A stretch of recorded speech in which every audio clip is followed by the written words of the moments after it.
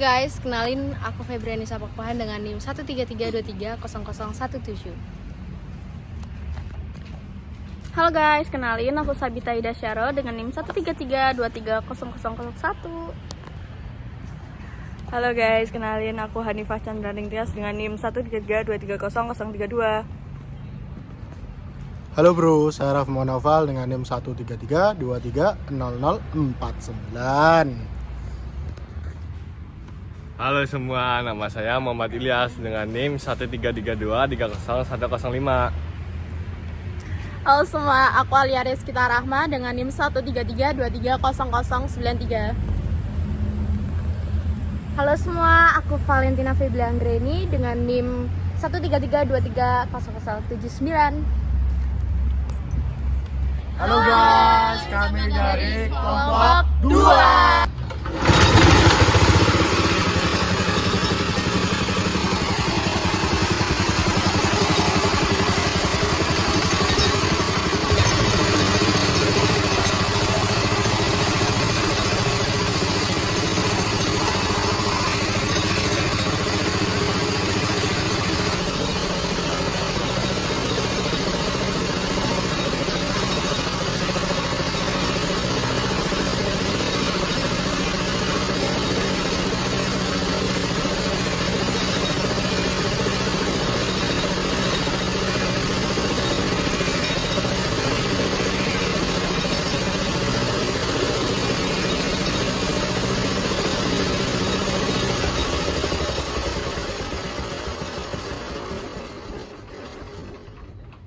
Terakhir, kamu berapa sih?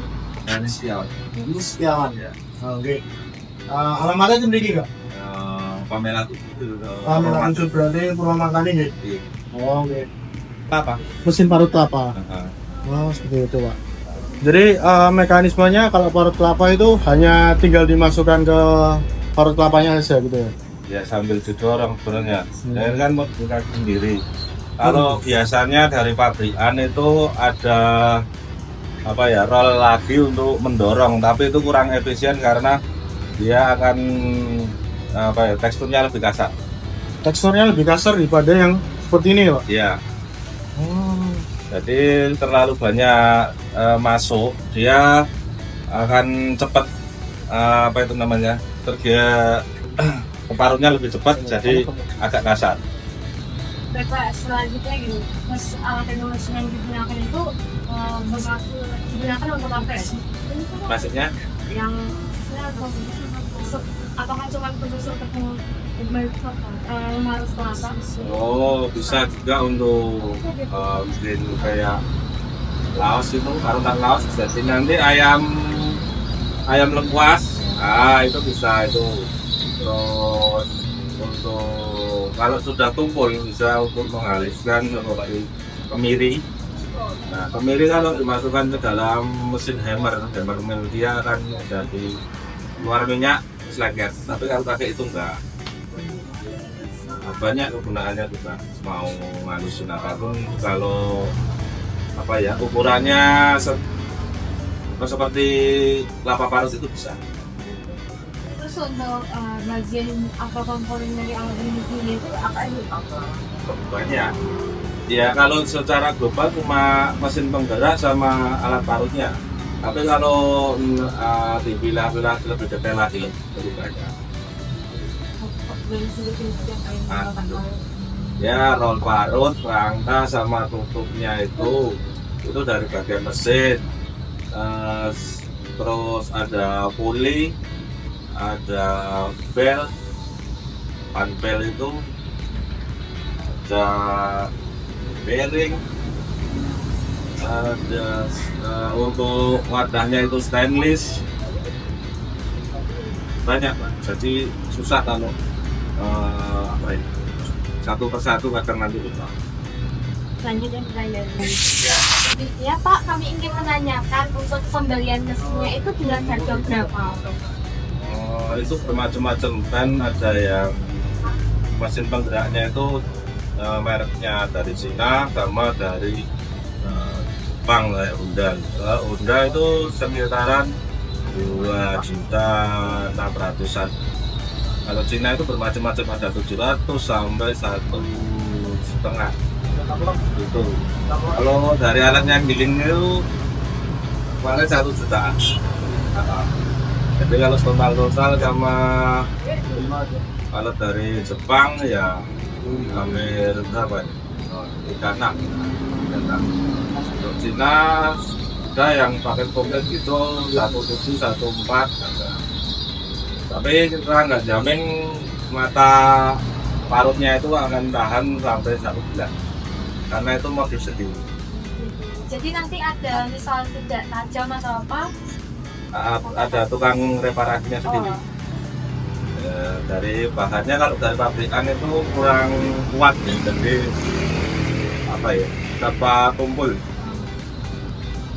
Selanjutnya untuk biaya perawatan mesinnya Pak. Iya ya, kalau untuk perawatan sih sebenarnya nggak terlalu aneh. Paling dalam 1 tahun itu ganti bel sama setengah tahun dikasih grease tahu. Grease itu paslin atau stampet. Nah itu dikasih di bagian bearingnya sama cuma dicuci, ganti oli. Selanjutnya kalau untuk jenis mesinnya Bapak tahu nggak sama jenis mesinnya itu? Oh, dari mereknya yang tahu ya. Namanya itu Kurang tahu tuh mereknya. Tapi secara universal banyak yang pakai itu. Kalau yang untuk diperas beda lagi, dia akan apa ya? Dicari hasilnya itu lebih kasar karena kalau masuk alat peras yang halus itu nanti kalau diperas nggak cepat kering, jadi malah lari-lari. kalau jenis mesin penggeraknya. Oh itu pakai Honda GX 200. Untuk investasi awal pembelian mesin dan lain-lain itu sampai sekarang gimana? Makanya gimana ya? Waktu pembelian mesin pertama kali sampai sekarang apakah biayanya itu udah nutup atau belum? Ya sudah, itu sudah nutup, sudah lama nutup. Kalau untuk pembelian mesinnya berapa baru? Itu sebenarnya gimana ya? Kita usaha itu mulai dari 2005-an. Itu sudah ganti mesin satu karena ngambil merek Cina. Jadi bapakku tuh kurang perawatan di dalam oli dari telas gitu. Jadi misalnya 1 tahun itu harus ganti. Dia cuma diamkan aja jadi rusak. Sebenarnya kalau untuk perawatan rutin itu apa ya? Kerusakan cuma di bagian knalpot aja sama apa itu namanya recoil starter itu. Misal bagian knalpotnya rusak itu apakah berpengaruh sama Kinerja. mesinnya? Enggak, cuma bising aja. Jadi nanti kalau kita marut, kita komunikasi dengan pembeli dan yang tengah. Oh, baik Bapak. Selanjutnya, bagaimana pendapat Bapak terkait mesin yang lebih modern?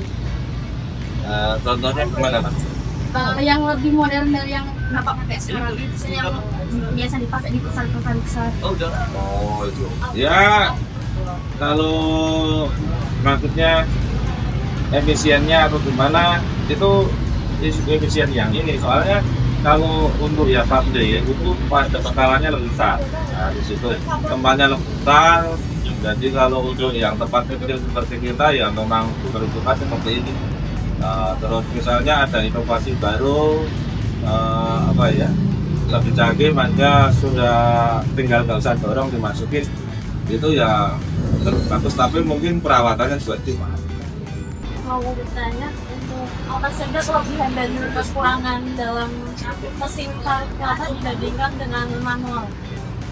Kalau kelebihannya dulu dia irit waktu karena apa ya matanya itu kan berjalan, jadi kita tinggal dorong aja sudah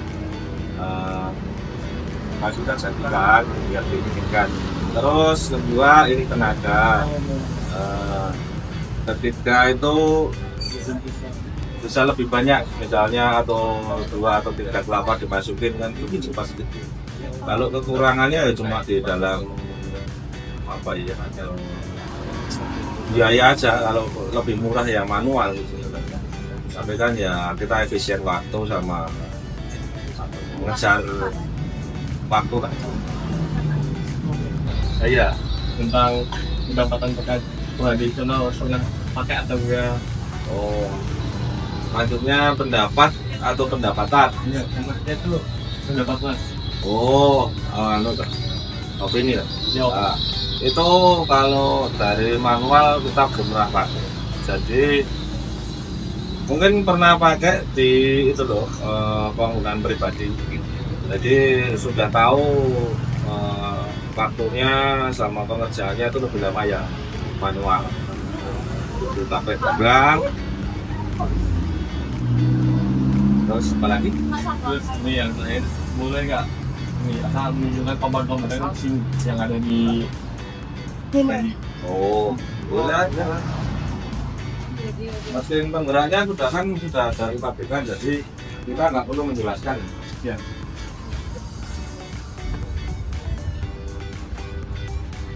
Ini kan dari apa namanya itu mika atau apa ya? Lupa namanya.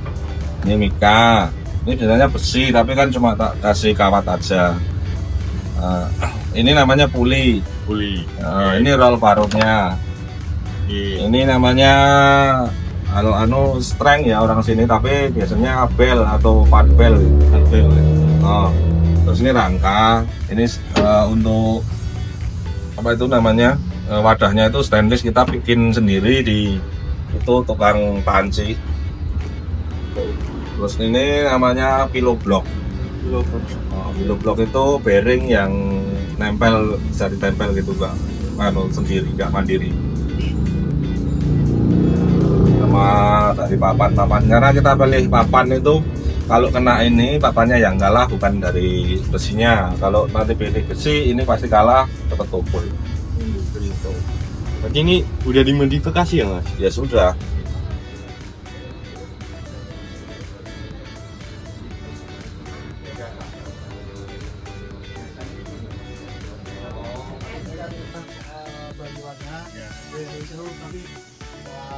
Ini kami dari sampaikan mau minta foto bersama dulu.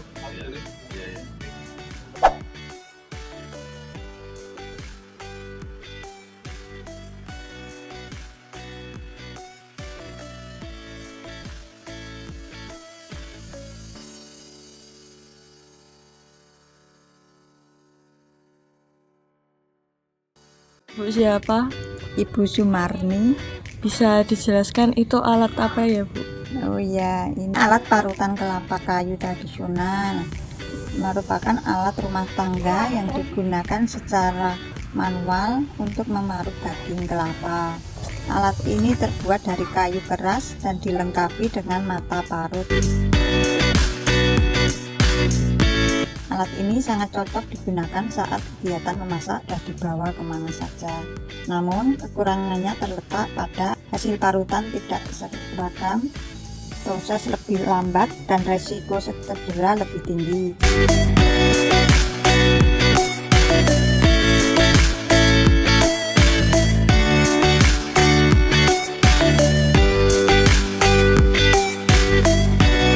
Parutan kelapa tradisional bekerja secara manual dengan mengandalkan tenaga tangan dan gesekan antara daging kelapa dan permukaan parut yang bergigi. Sebelum digunakan, kelapa tua dibelah menjadi dua dan airnya dipisahkan. Selanjutnya, memegang bagian kelapa dan menggesekkan bagian dalamnya ke mata parut.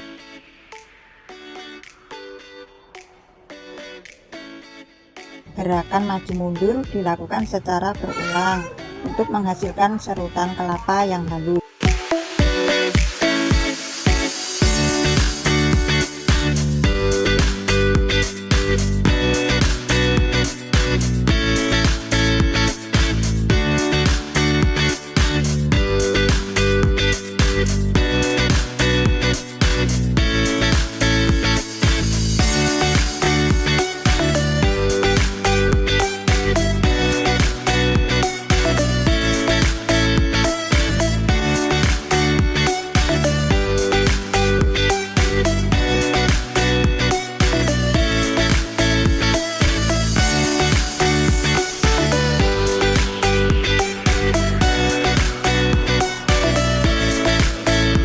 Hasil parutan akan terkumpul di wadah dan diletakkan di bawah atau dekat parutan.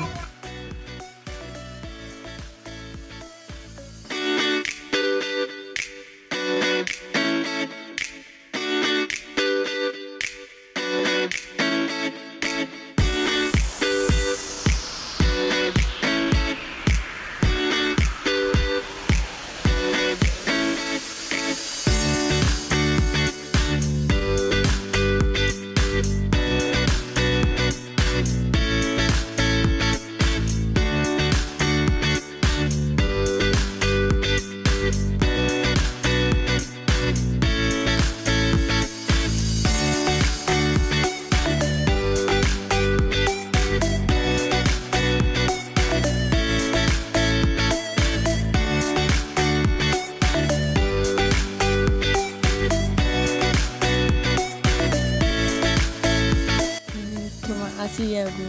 Ya, sama-sama.